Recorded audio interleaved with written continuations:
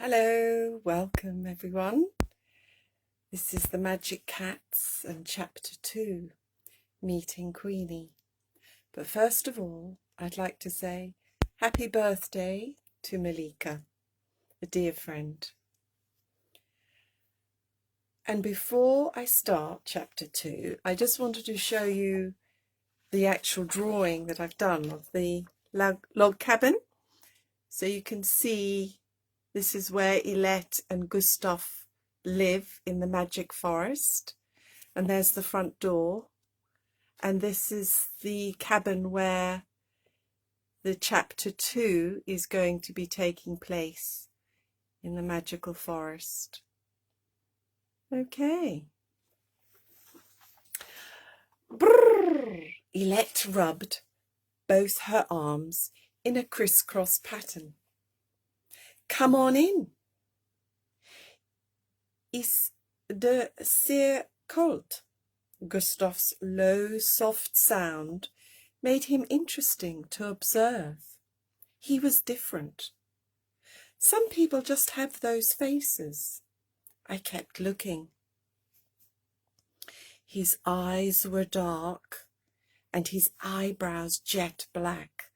Pretty good looking and a short beard, but strange. I was a natural at picking up others' energy, or vibe, as my school friend Chris would say. He seemed okay. Gustav said it's getting cold. Ilette translated for us. She spoke English, German, and some other languages. Ilette suddenly disappeared into the room next door. Darf ich Ihr Mantel nehmen? Gustav mimed, taking off his coat, showing us without speaking. I felt awkward, not understanding him. I looked at Mother. She replied, Danke schön. Bitte schon, he smiled. Ilette, you look radiant, always wearing bright colours. Mother raised her voice high enough so Ilette could hear her from wherever she had vanished to, handing her coat to Gustav and helping me with mine. Gustav does speak a little English, shouted Ilette. He had something odd about him. I couldn't quite work it out. He looked elf-like. Elf boy. That's what I'll privately call him from now on. I liked him. Thank you, replied Ilette. Bright colours always make me happy, and my pupils love them. She reappeared without her hat, gloves or scarf, and rearranging her hair. How's school? Do you enjoy teaching drama? Mother asked. Fine, thank you. We're doing very well this term. I love my new job. Let's warm up, said Ilette. Sparkles of tiny blue lights danced above her head. Did anyone else notice?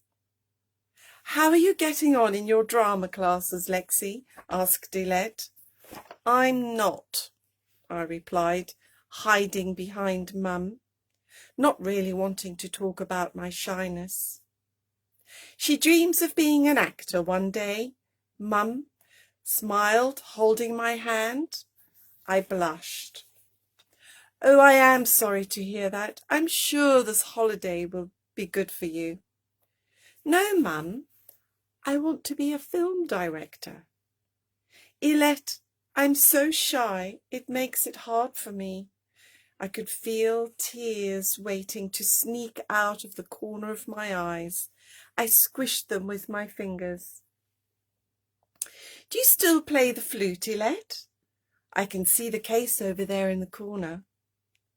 Now and then, she replied. We followed her into a round-shaped room. A strong woody scent flooded the air, making me cough. I went quite red in the face. No one mentioned it, thankfully. Vintage books were neatly packed into a giant tree-shaped bookcase. In the corner, rainbow colours splashed through hats, tutus, dresses, coats and costumes, squeezing themselves tightly onto a clothes rail. "I've been rushed off my feet getting ready for the school play," explained Dilette. "Oh, I wish she was my drama teacher at my school. She's the kindest, most caring person in the entire world. I so wanted to tell her, but I couldn't." "Come on through," Ilette said, gesturing towards the kitchen. I bumped into the biggest size monster chrome fridge. It was so big, the top part touched the ceiling. Without any warning, a strange smell hit me. I was going to puke. I couldn't speak. Fiddle pong. I felt too awkward. I didn't say a word. My cheeks turned red, all on their own. The others had already gathered around a wood-burning stove in the centre of the room. "Don't touch that, Alexa," Ilette cried out, just in time, grabbing my hand from the stove. "It's very hot, she said, frowning and smiling at the same time. I secretly touched it. Ouch! "Careful you don't burn yourself. Come and sit here." Ilette plumped up a cushion for me. I was so shy I couldn't even talk, and that smell. Sniff, sniff. "Do you need a tissue?" Mother gladly offered me one from her bosom. She always keeps them in there, mainly to have them handy to tidy up her lipstick. We sat down on rickety chairs at a round vintage wooden table next to a large square window. The old wooden cabin felt snug inside, and it was getting bitterly cold outside. "Did you say it will snow tomorrow, Ilette?" Mother asked swiftly, changing the subject. I felt unbelievably uncomfortable. I peered out of the window to distract the attention away from myself. "Fiddle, cough," I whispered. "Yes, almost definitely," replied Ilette. I could relax when the focus wasn't on me. I watched my mother twitching her nose. Even with her excellent bloodhound sense of smell, she didn't comment. "You know, all the water comes out from the stream," Gustav said in English. He was standing at the kitchen sink wearing bright yellow marigold gloves, which were far too big for his hands. I watched him press with all his might, forcing the kitchen tap to turn on. The water came flowing through the pipes with a shudder, a bang, a wallop, and a loud squeak. His dark-coloured eyes and pointy nose followed the sounds. We were all watching him. The water spurt and gasped, bursting into the kettle he was holding under the tap. "Das Wasser durch die Rohre," he said, scratching his head. "Gustav is saying that the water is coming through." Ilette daintily clapped her delicate hands. "Wonderful," she sang, while getting the teacups and saucers ready. Her energy lit up the kitchen. Again, tiny flashes of blue lights appeared around her. Was I the only one that could see them? I really wanted chocolate cake, but soon felt crushingly disappointed. It didn't seem they had any anywhere. At times like this, I wished and wished and wished I could get over my shyness because it nearly made me cry. Why do I worry about what other people might possibly say if I ask for cake? How silly it made me feel at times. Big, big fiddle. Massive fiddle chocolate fudge. Are you ready to eat, everyone? Gustav had baked potatoes, topped with layers of melted gooey cheese. I was starving. Maybe that strange odour was the cheese. I sniffed at the cheese and... No, it wasn't the cheese. What was it? I wondered. Smelly socks somewhere, perhaps. Or even maybe Gustav had stinky feet. No, that wasn't it. What was it then? Tea, offered Elette, after we'd all filled our bellies to the top. Gustav, this tea, what is it? Asked Mum abruptly. Her cheeks squiggled themselves upward, giving away her distaste. It is a lot of mixed herbs from the forest, he replied, rather puzzled by the sharpness of Mother's voice. He anxiously rubbed his beard. My taste buds quivered.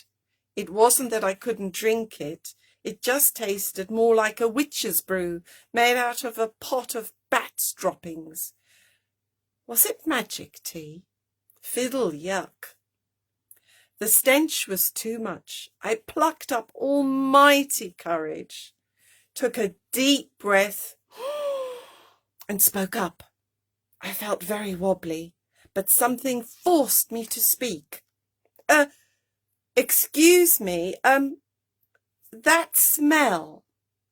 Oh, that, Elette laughed. It's special cat food. I'm sure you'll meet them soon enough. I stared at my cousin. I've never smelt cat food like that before, I said, feeling a little unwell. No other cats in the world eat the same food as these cats do, she said, lowering her voice, smiling across at Mother.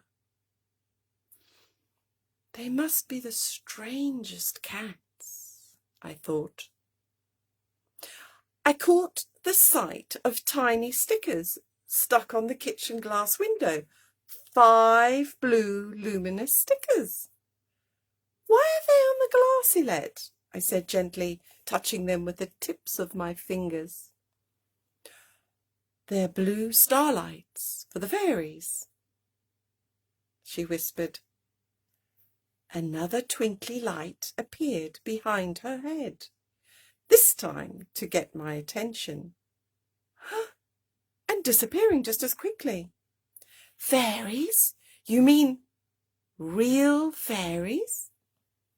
I pressed my nose firmly against the cold glass window, my eyes wide open, trying ever so hard not to blink. I scanned the forest, searching for them behind every tree, every branch, every leaf. I waited and waited and waited for a captivating vision to appear. Come on, fairies, show yourselves, I demanded. I know you're out there. I was determined to see one, hoping with all my heart that one would come right up to the glass and tap on the window in front of me. Please. Without any warning, there was a loud bang, waking me out of my dreamy world. Under the wooden table where I was sitting, I felt something big and furry rubbing against my legs. I cautiously bent upside down to see what was underneath the table. 2 wide golden eyes appeared right at the tip of my nose. The creature and I were both eyeballing each other. My heart stopped. My jaw dropped open in amazement. A huge tabby had hurled itself through the cat flap and crash landed on my feet. Prow! Lexi, meet Queeny. Elette thought it best to introduce us. And here's the drawing of Lexi meeting Queeny. And this is a drawing I did to explain that moment. Okay. Gustav built that cat flap, she told me, looking calm and unfazed at what had just happened. I crawled under the table to study Gustav's handiwork. It was the biggest, oversized cat flap I'd ever seen. That's massive, I whispered. Gustav is a builder, a carpenter and woodcutter. He made it big enough for the largest cat in the world to get through, Elette said, lovingly rubbing Queenie's head, muttering in a funny high-pitched cat voice, "Queeny, weeny, meow, meow." Queenie responded with her tail upright. Elette bent down, swooping up this enormous ball of fluff. Queenie's long whiskers and piercing golden yellow eyes were hard to believe they were even real. "Cuddles," sang Elette. "She's feeling happy." Purr. Queenie was enjoying her chin being rubbed. "How many cats do you have, Elette?" I asked, after recovering from my cat collision with Queenie. "We have 4 and one strange one. A quantum cat." "So 5 altogether," she replied, gently circling her fingers round Queenie's ears, who was now smiling back at Elette. "You must love animals," I shyly blurted. "Can I meet them?" I leaned forward, lightly touching Queenie's fur to make sure she was friendly enough and she wouldn't scratch me. I didn't understand what quantum meant, so I kept quiet. "Yes, of course, as soon as they come in for their food," she said. This time I was going to be fully prepared for the next spirited pussycat to come leaping through the cat flap. Queenie looked at me straight in the eyes. I sensed her mood was changing. Something about her was to... Her ears pointed up and then... Meow! Her bottom wriggled, her tail began waving side to side with a ready-to-pounce facial expression, her eyes directly focusing on me. I felt myself freeze, followed by another meow. She then made an almighty leap right onto my lap. Ooh! Meow! Is she going to bite me or cuddle me? "Oh, you're a heavy lump, Queenie," I sat in shock. She started purring, gently pressing her paws deep into my tummy, making a movement like she was kneading dough to make bread. "Purr, purr, purr," she went. "Push, pull, push." Her claws contracting and expanding as she massaged around my belly button. I didn't move. My face stayed still. Only my eyes moved down, peering at her. She was a big moggy. Once her work was complete, she jumped off me. She turned her head, looked back, and grinned. "Meow," she said. She trotted over to a big floor cushion next to the hot stove, making a soft pressing place with her paws, turning round and round and round in circles, curled up finally and started licking and preening, then fell fast asleep. She likes to face north, Yolette explained. There was something wonderfully strange about her. It was as if she knew what I was feeling. Was she a magic cat? Thank you for listening, everybody. Hi, Prakash and Steve, I can see you. Thank you so much. Until next time, sweet dreams.